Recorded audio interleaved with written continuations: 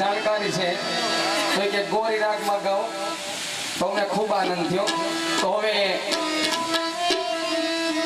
તો અમને એમ થયું કે એમને આનંદ થાય એવું એક પદ અમે લઈ.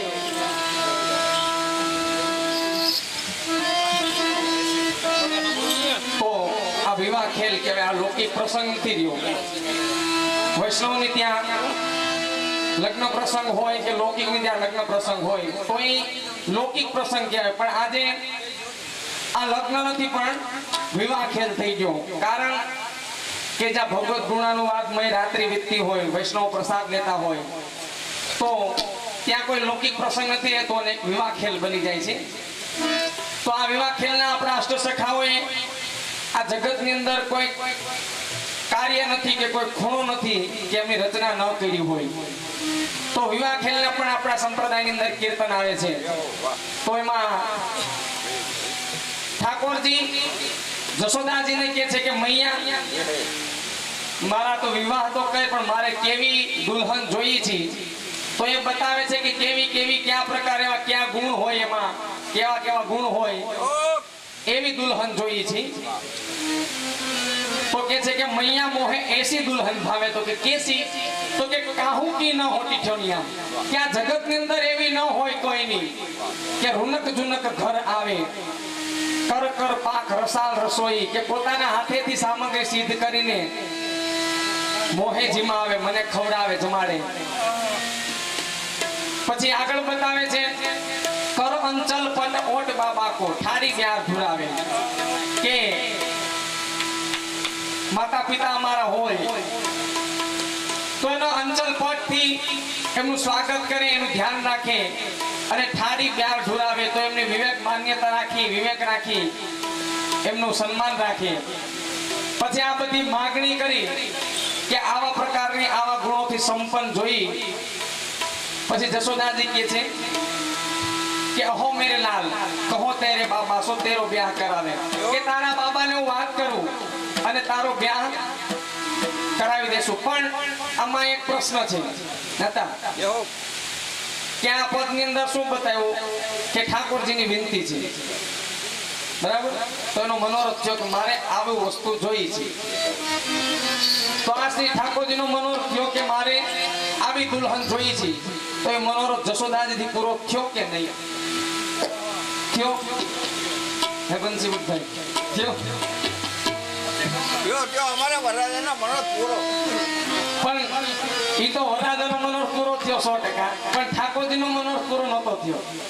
એનું કારણ છે કે મનોરથ એટલે મનની ઈચ્છા કે આપણે આમ મારે આ 4 વ્હીલ લેવી છે, આ ગાડી લેવી, આટલી જમીન લેવી, આ મકાન લેવું છે. તો એ લેવાઈ જાય એ આપણો મનની ઈચ્છા, એ આપણો મનોરથ થયો. લેવાઈ જાય તો એ સફળ થયો કહેવાય. ન થયો હોય તો એ આપણો મનોરથ પૂરો ન થયો, કે મનની ઈચ્છા પૂરી ન થઈ. એવી રીતે ઠાકોરજીની મનની ઈચ્છા હતી, મનોરથ પૂર્ણ ન થયો. પણ 5000 વર્ષ પહેલા મનોરથ કર્યો ઠાકોરજીએ, એ ત્યારે પૂરો ન થયો. પણ જ્યારે શ્રી વલ્લભનું પ્રાગટ્ય થયું આ ભૂતલ ઉપર 550 વર્ષ પહેલા, ત્યારે ઠાકોરજીનો મનોરથ પૂર્ણ કર્યો. કેવી રીતે? તો કે જેના ઘરે પ્રભુ બિરાજતા હોય એને ખ્યાલ હશે કે આમાં જેટલું બતાવ્યું, જેટલા વાક્ય આવ્યા કે આ જગતની અંદર એવી ક્યાંય દીઠો ત્યાં નારી ન હોય, સુઘર ન હોય, રૂનક જુનક આવે તો કે જ્યારે આપણે સેવામાં પ્રવેશ કરી ત્યારે લગર વગર નથી જતા. સ્નાન કરી, વ્યવસ્થિત કરી, સારા કપડા વસ્ત્રો ધારણ કરીને આપણે સેવાની અંદર, મંદિરની અંદર પ્રવેશ કરીએ છીએ. પછી આગળ બતાવે કર કર પાક રસાળ રસોઈ, તો કે આપણા હાથે સામગ્રી સિદ્ધ કરીને પ્રભુને ધરીએ છીએ. થાળી બે ઢોરા પ્રભુ આરોપતા હોય, આપણે બાર કાની ટેરો આપી, કાની આપી આપણે વાત જોઈએ છીએ. આપણે એની માન્યતા રાખીએ છીએ, અમાન્ય રાખીએ છીએ, આપણે વિવેક રાખીએ છીએ. તો આ બધાય મનોહર ઠાકોરજીના શ્રી વલ્લભની કૃપાથી વલ્લભનું પ્રાગટ્ય થયું ત્યારે થયું, એ પહેલા નહોતો થયો. અને આજે આ વરરાજાનો પણ મનોહર પૂર્ણ થાય એવી શુભેચ્છા આપણે પાઠવીએ બધાય. એનું લગ્ન જીવન શાંતિમય સુખેથી વીતતું રહે, ક્યારે વિઘ્ન ના આવે. પણ એ પણ એક જરૂરી છે કે વરરાજા તો લાગે છે સંસ્કારી, કારણ કે તો જ આવી માગણી કરી શકે કે આ રાગમાં ગાવ, નકર તો વરરાજા અત્યારે ક્યારના હોઈ ગયા હોય કઈ ખબર નથી. ચાલુ કરો, આવા નવા મનોરથ કરતા રહીએ. હા, નકર પાછા અમને તેડાવતા રહીએ. ભાઈ કે ગમે તેમ ગમે ને તેડાવ, પણ ત્રણ પેટી માસ્ટર ને ભૂલતા નહીં. નકર અત્યારે ચાલુ હોય ડીજે ઢૂમ ઢૂમ ઢૂમ, ભલે ઈ વાંધો નહીં, ઈ ચાલુ છે, પણ સાથે સાથે સાથે આ ભગવત કાર્ય કર્યું તો સોનામાં સુગંધ ભળી ગઈ. તો આપણે બધાના અંતરથી એવા આશીર્વાદ છે વરરાજાને કે સુખેથી શાંતિમય ભક્તિમય જીવન જીવે.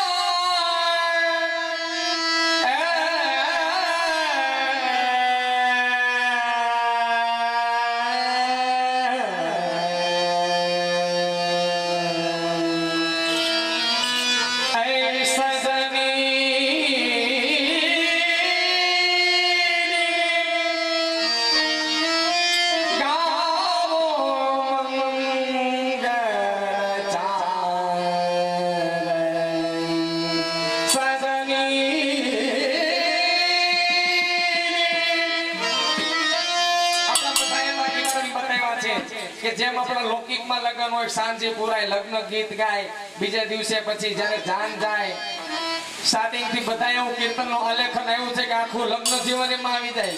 પછી જ્યારે જાન જાય ત્યારે કાલ તમે ધ્યાન રાખજો, વરરાજા જાન જાહે ને એટલે આમ ટોટલેથી બધા બહેનો આવશે ને જોવા જાય દુલ્હો કેવો છે, વરરાજો કેવો છે. તો એ સમયનું કીર્તન છે કે દુલ્હે દેખન જાય હરિચલ, દુલ્હે દેખન જાય.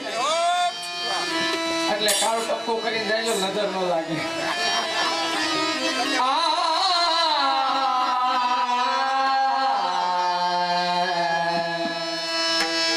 દુલ્હે